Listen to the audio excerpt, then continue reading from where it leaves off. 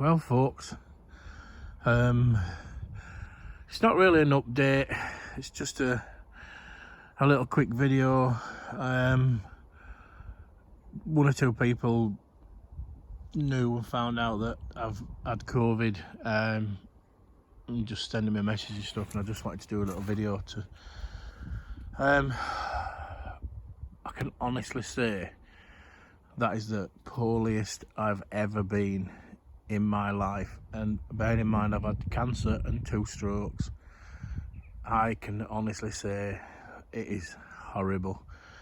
And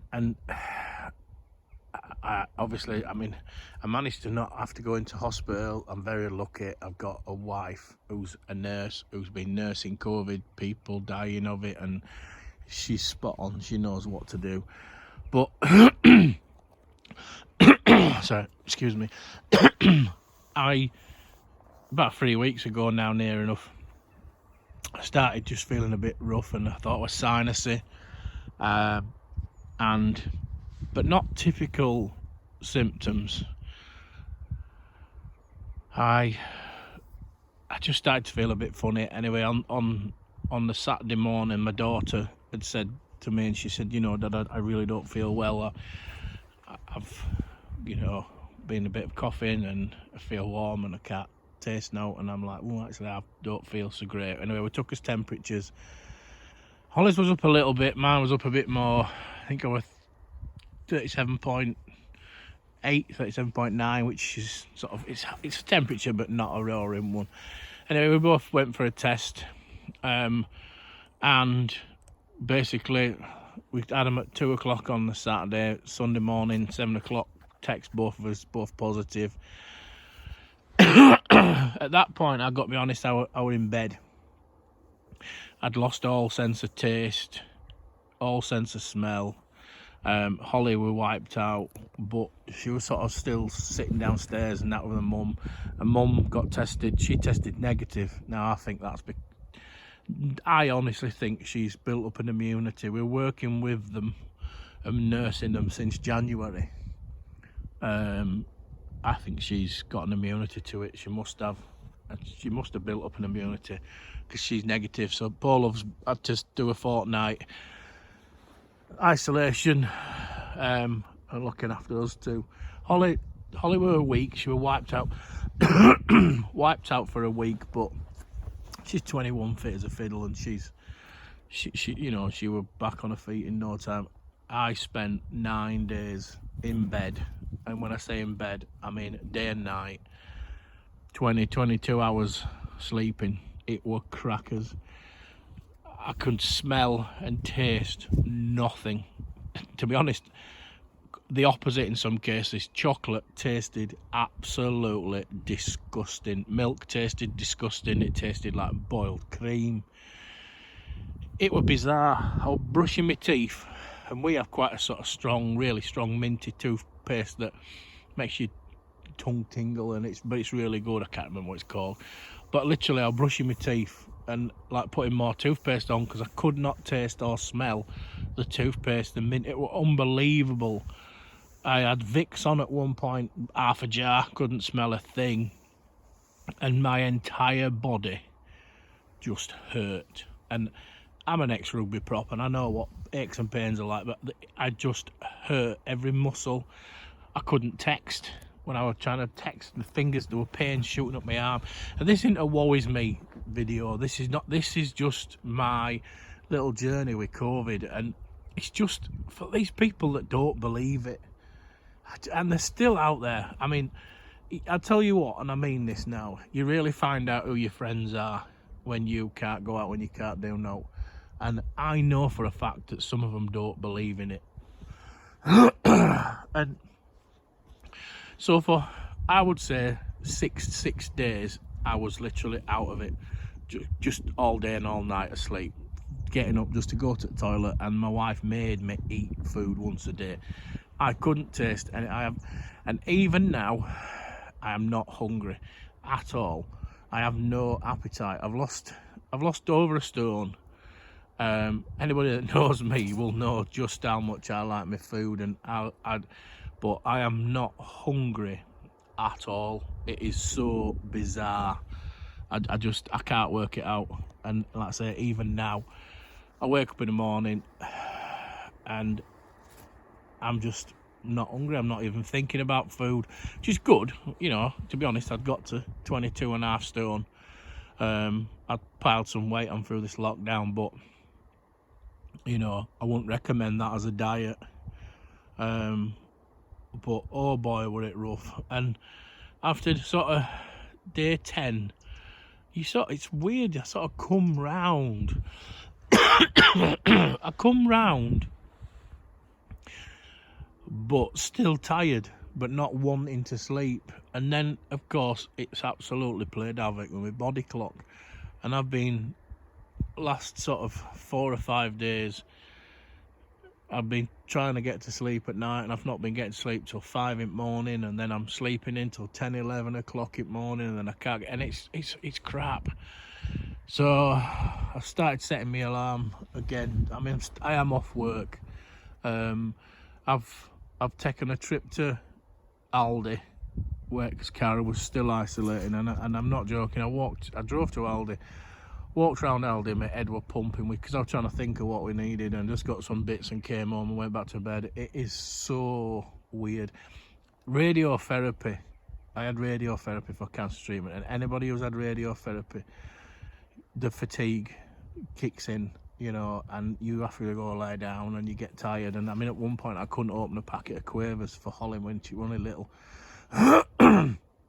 And I thought I'd experienced fatigue, because there's a lot of difference between tiredness and fatigue. I thought I'd experienced fatigue, but this is crackers. I'm just panic camera around a little bit because I don't want you to get bored. I mean, you can switch off if I'm boring you to death, but it's just so nice to be out. I've just sat down here, I've had a cup of tea, just tinkering about a bit, but I can't really do much. I'm just watching pheasants come in, and done a little bit of work up on communal bits, a bit of tidying up, just to keep myself busy, just to get now that. But I'm going home for a sleep now. But like I say, my little mate, little Robin's just come. You can see it on post there in the middle. But like I say, it's just my little journey with COVID, but I'm getting there now. Like I say, it's knocking on for 2.5, 3 weeks, and I can come down here and I can I'm sitting up all day watching telly and doing a bit on computer. But when you start to think about stuff, you know, if you like, it sounds daft, but just to make yourself a sandwich, to have to think about getting butter, bread, what I'm going to put in it, I get a headache. It's bizarre. It really is bizarre. My pains have gone, aches and pains have gone. I'm not any more like that, but I just want to get on. But it's just, you know, we're about to come out of this lockdown that we've been in. And I'm sorry, but a lot of people have not taken it serious. You know, and I mean, you see the marches on telly where they're all stuck together. For God's sake, yes, we are getting better at looking after it, you know, but it's like now we're averaging, is it 500 people a day dying? For God's sake, we were locked down solid, you know, way before them, and we all took it seriously, and this is serious. And when we come out of lockdown on Wednesday, it's quite obvious what's going to happen. Everybody's going to go mental, go to shops, get all the Christmas stuff, you know, and all get together and all that lot. And then we're going to have Christmas, and bang it, New Year. We're going to be in shit state again. You know, we haven't even got to winter yet. Everybody goes on about, you know, the flu through winter, and how you know, just the flu nearly overwhelms the NHS through winter. We haven't even got there yet.